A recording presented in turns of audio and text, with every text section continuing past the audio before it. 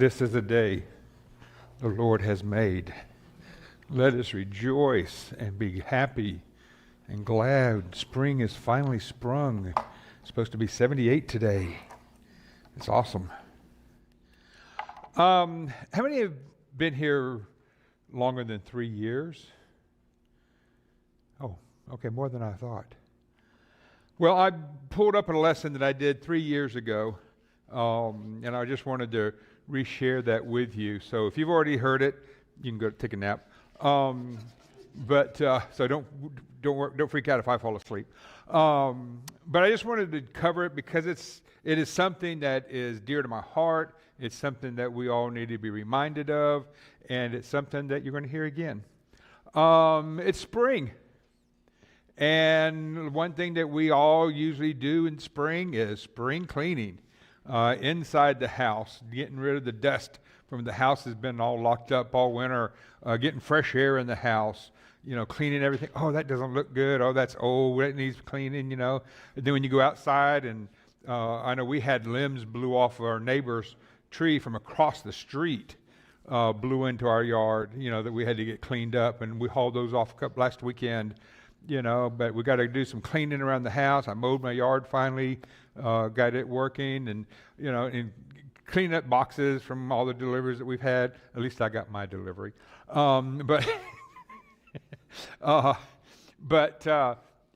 so we do. We clean the house. We look at the outside. I had to spray one of the houses that I work at because of all the dirt and grime that's blown up on it, But I'm sure none of you have windows that look quite that bad. Maybe you do. It needs cleaning if it does, But we need to look back at it and do our spring cleaning and get things ready. Your windows probably look more like these. You can see through them. Ours, and I shouldn't have, when we bought the house, some of the windows, the double panes have popped the seal, and so I've got gray circles inside my window. So one side you can see out, but the other side is blurry. That's something I need to get fixed one day. But your windows might be clean. You might have to clean them again to get all that grime off from winter. But if you have kids or grandkids, and you might not have such clean windows anymore. I know when we took our trip to Wyoming, the third day, the kids were really starting to get bored. And I heard them make a noise, and I looked back there, and they're,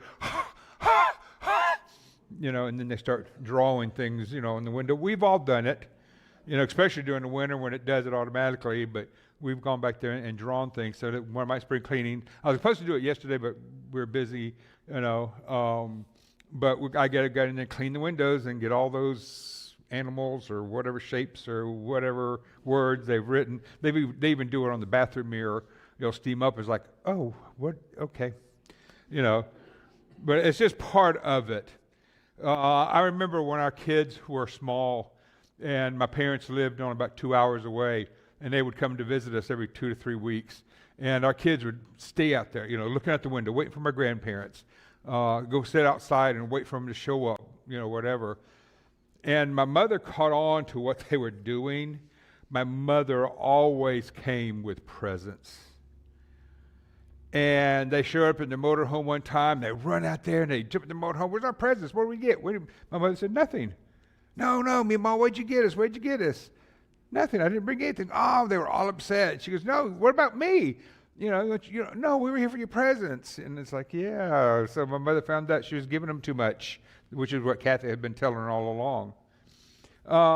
Have you ever, remember back in the day when you could go out to the airport gate and meet your family, and you see a plane coming in, no, that wasn't theirs, or sometimes you'd have one pull in and you'd look up and it wasn't their plane, it was another plane, so you had to wait, and the kids were standing up and looking, where's my mother, where's my father, where's my grandmother, or whoever it was they're waiting on, sometimes we don't do good at waiting, especially kids. Tori or Skylar's birthday's today. We had a party for her yesterday. Today's my birthday. He's like, nope, it's not tomorrow. Your birthday's Sunday, not Saturday. Oh, but when's the party? Who's coming over? What's going on? All day long she just kept going on, and she couldn't wait. And we're that way sometimes in the waiting game. Have you ever had somebody who couldn't wait when you could, but that they're trying to push you into to going somewhere early? Maybe they're trying to find out, what a present is.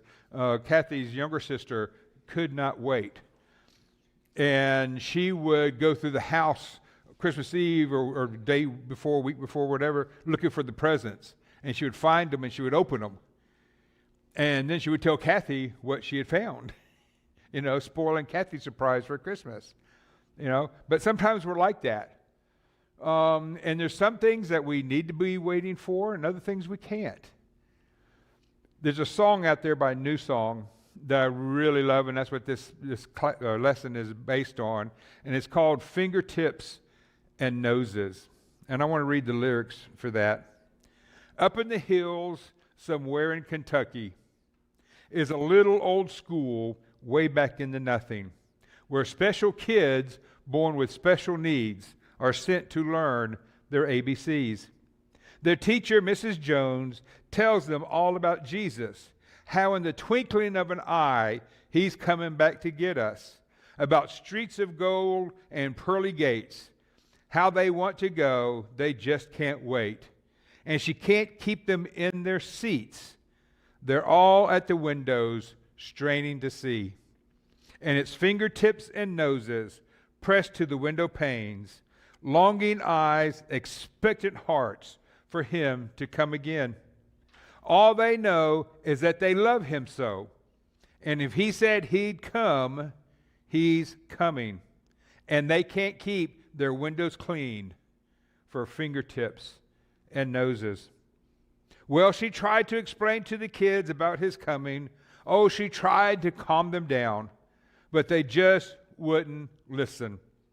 They just giggled and they clapped their hands. They're so excited that he's coming for them. And the first thing you know, they're out of their seats, back at the windows, straining to see. And its fingertips and noses pressed to the window panes, longing eyes, expectant hearts for him to come again. And all they know is that they love him so.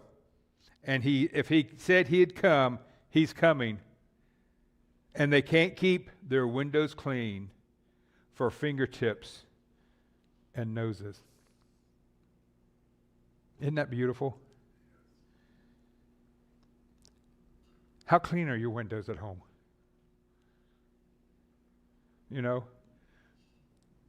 We should all be that excited about Jesus coming back. I would never clean my windows. Just a reminder. Just a clean reminder that, Jesus is coming back. It could be today. It could be this minute. We don't know. But that song just struck me so hard that we as adults take it for granted. Where will Jesus find us when he comes again? Will we be like little children waiting just for him, with our fingertips and noses pressed in the window panes, longing eyes, expectant hearts for him to come again? All we know is that we love him so, and if he said he'd come, he's coming, and we can't keep our windows clean for our fingertips and noses. Fingertips and noses. Oh, she tried to explain it to the kids about his coming. Our fingertips and noses, in the twinkling of an eye, he's coming back to get us. In Matthew 24, verses 36 through 44, but on that day, an hour no one knows, not even the angels of heaven, but my Father only. Jesus is talking. He's explaining about his second coming. Jesus doesn't know when that is. The angels don't know when that is. Nobody knows but God. And I always have it pictured in my mind that the world is just going to go down the path that it's already heading, like it was with Noah when God regretted making earth, making man, and he's going to turn to his son Jesus and say, today is the day. Go get your bride. And that's going to be it. Where you have smears on your windows from where you have waited for that. Verse 37, but as in the days of Noah, where also would the coming of the Son of Man be. For as in the days before the flood, they were eating and drinking and marrying and giving in marriage until the day that Noah entered the ark. Explaining what our days are like. We get up, we go to work, we have dinner, we do whatever around the house, eat, watch TV, go back to bed to do the same thing, wash and repeat, every single day. That's what they were doing before the flood. Verse 39, and did not know until the flood came and took them all away, so also will be the coming of the Son of Man be. We're not going to know. It's just going to happen. Verse 40, then 2 men will be in the field, one will be taken and the other left. 2 women will be grinding at the mill, one will be taken and the other left. And it's not showing a 50-50 chance. 50% of the people are going to be taken and 50% of the people are going to be left behind. No, it's saying that between 2 people, and it's not all, you're going to have somebody who believes in God, who has done God's will, and is going to be saved. Whereas the other person did not believe in God, or they did not do God's will, or will be lost. That's what they're showing, Jesus is saying here, of what's going to happen. Verse 42, watch, therefore, for you do not know what hour your Lord is coming. We do not know the month, the year, the day, the hour, the minute. Otherwise, we'd be ready, wouldn't we? We should be ready all the time. Verse 43, but know this, that if the master of the house had known what hour the thief would come, he would have watched and not allowed his house to be broken into. Therefore you also be ready, for the Son of Man is coming at an hour that you do not expect. We need to be ready all the time. I remember when I was in elementary school, at the Scamby Christian School that we went to, somebody had broken into the office and ransacked it and everything else.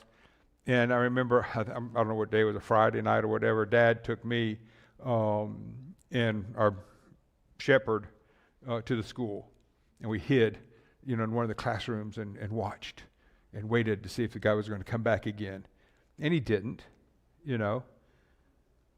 But, if you knew that somebody was going to be breaking into your house, you'd be ready for it, But it's the same thing here. The example that Jesus is using is he's coming back, and we need to be ready. We need to be ready every single day for when that happens. Because you're not going to get a warning. Well, you'll hear the trumpets, okay? But then it's too late. Acts 1, verses 9 through 11. Now when he had spoken these things while they watched, being Jesus, he was taken up, and a cloud received him out of their sight. And while they looked steadfastly toward heaven, as he went up, behold, 2 men stood by them in white apparel.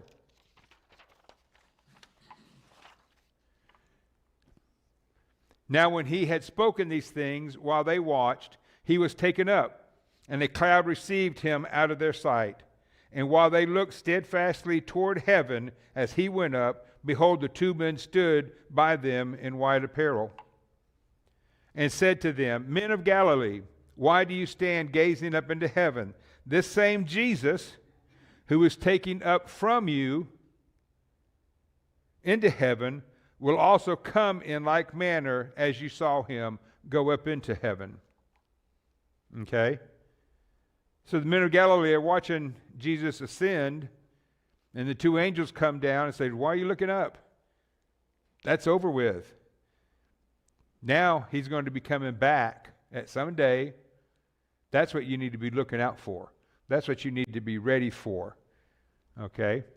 And that's what it is that we need to do every single day as Christians. Alex and I have attended the We Care training and program and have talked to people about God. And the first question we asked them is, if the Lord were to come back right now, would you know for sure, without a doubt, that you would go to heaven? And you'd be surprised at the expressions that we would get, when you ask that point question. You're either going to get a yes,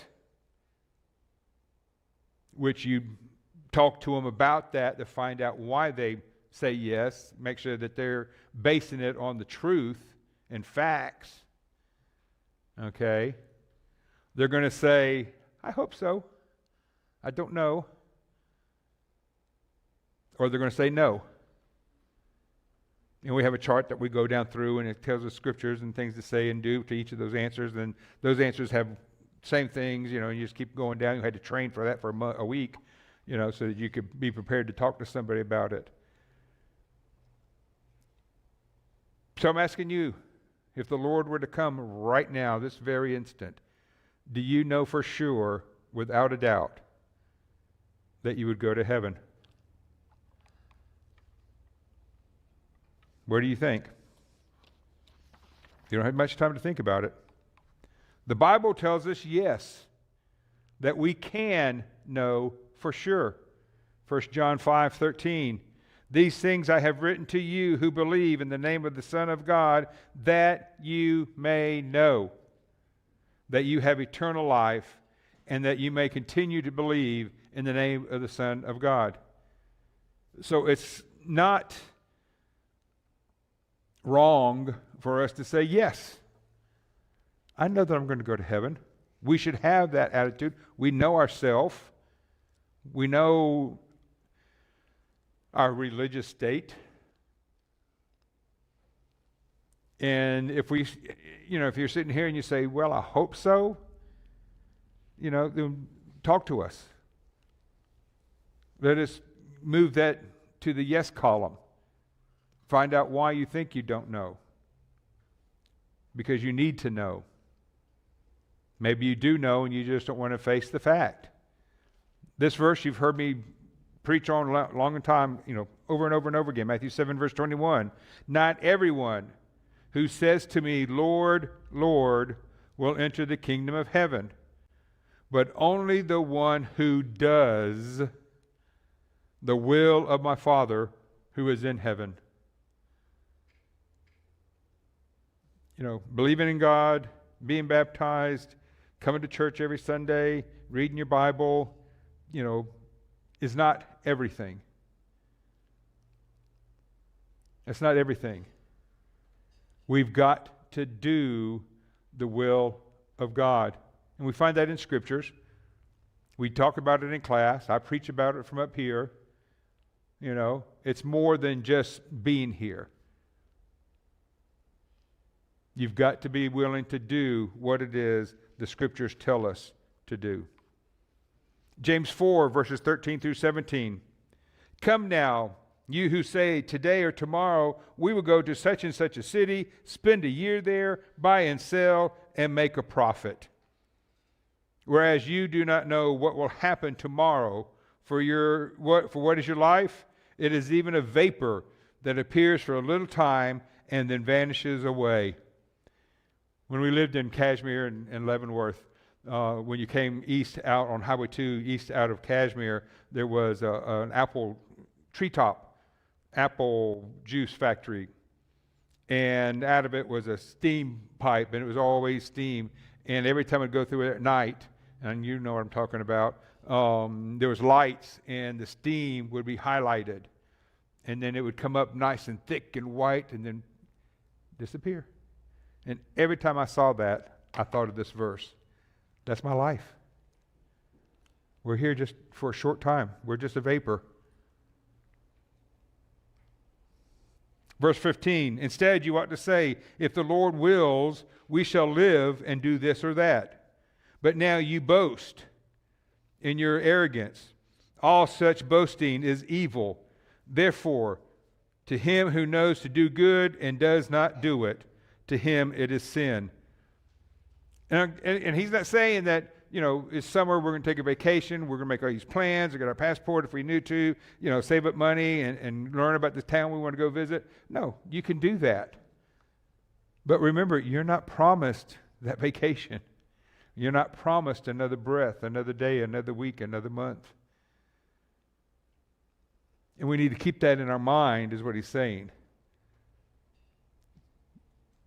Plan for what's coming that you know is going to happen, and that is the second coming of Jesus. We've all known people who have passed away. When we were in Niceville, Florida, where I did the We Care campaign, a teenager got a car. His father gave him an old VW Bug, and he had gone to pick up a friend to bring him to church. They didn't show up. He had hit somebody head on, and being a rust bucket, the VW, the floor was rusted, and both of their seats pulled loose from the metal, and they headlonged into the windshield, killed them both on their way to church. When we were in South Fork Church in Winston-Salem, I had worked with the teens, and we'd had a devotional one Sunday night.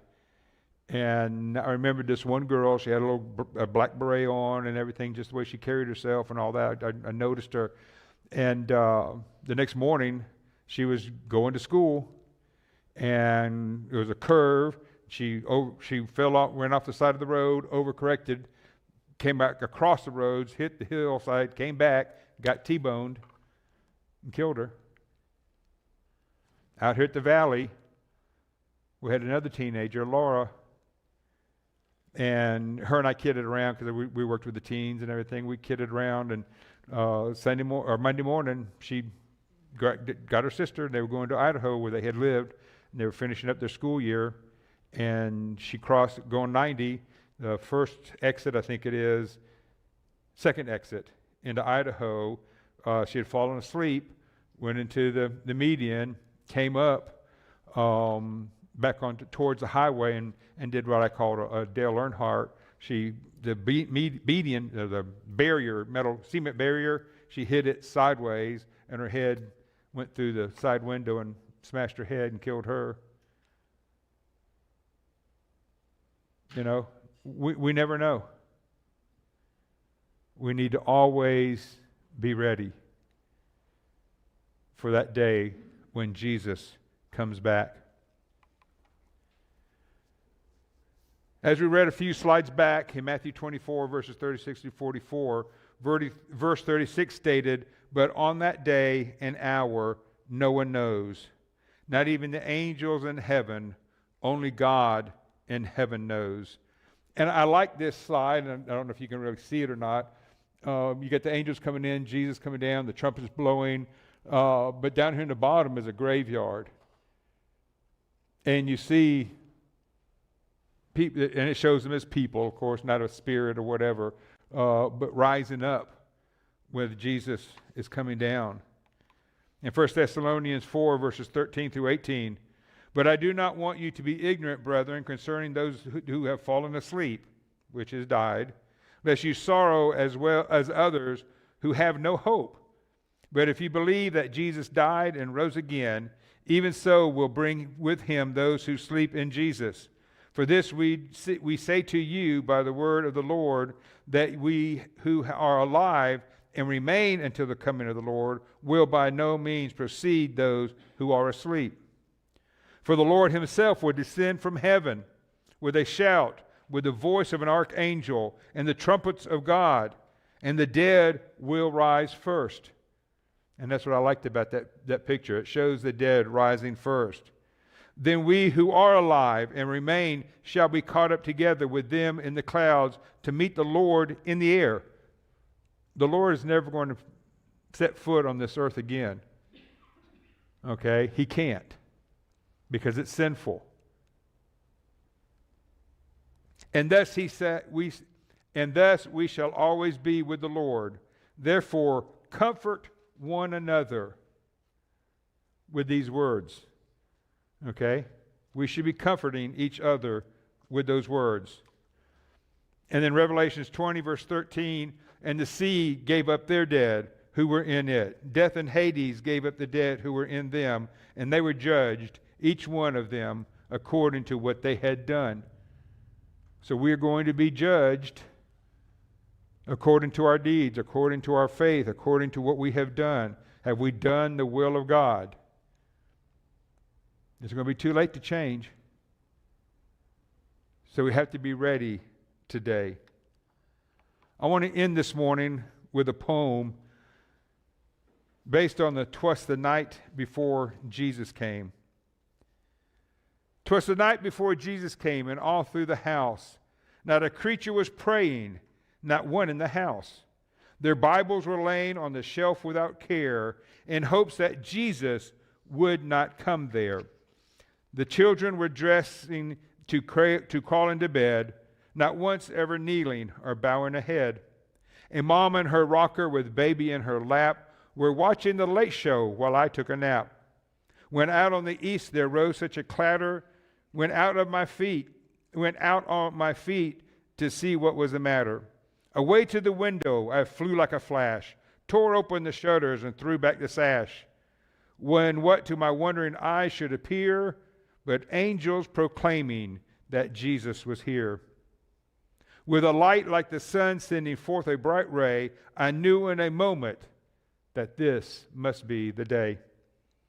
The light of his face made me cover my head.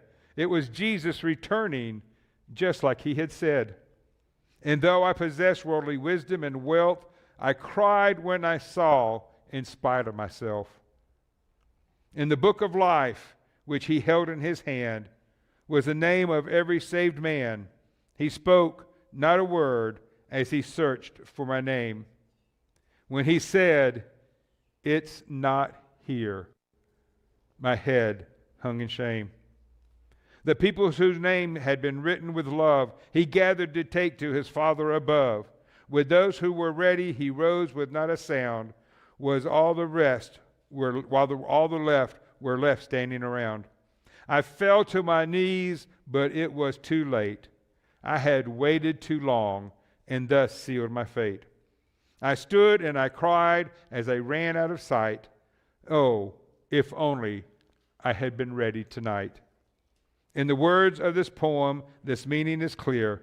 The coming of Jesus is drawing near. There's only one life, and when it comes to the last call, we'll find that the Bible was true after all. We have to be ready, brothers and sisters. Today. Now. Not tomorrow, because we're not promised that. If the Lord was to come right now, do you know without a doubt that he would call you to heaven? Would he call out your name? If you don't know the answer, if you question whether or not your life is right, let Alex and I talk to you. Let us help you to know the truth. Let us help you get your life on the path that it needs to be. So when that day does come,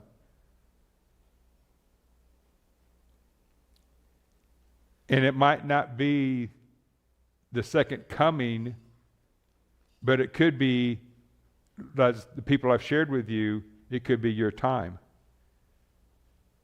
Because once you've taken that last breath, it's over. You don't have you can't change your life.